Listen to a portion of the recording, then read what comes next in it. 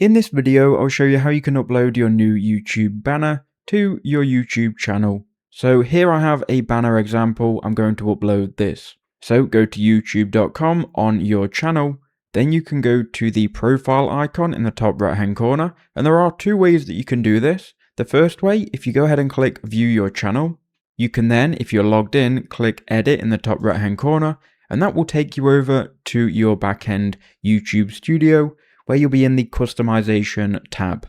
Here you can see your banner image. If you've got any currently attached, you can then go ahead and change or upload a new one. So I'll click on change, then we'll select the file, click on open, and here you can go ahead and see how it will be viewable on each device, including TV, desktop, and all devices here.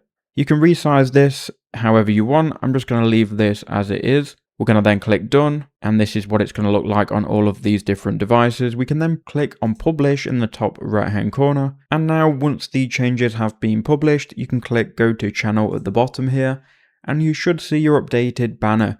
Now, if it doesn't update straight away, just refresh it and it will update in about 5 minutes. But that looks quite good, to be honest. It's very clear and it's very easy to understand what my channel is. That's how you do it. I hope that video helped you out.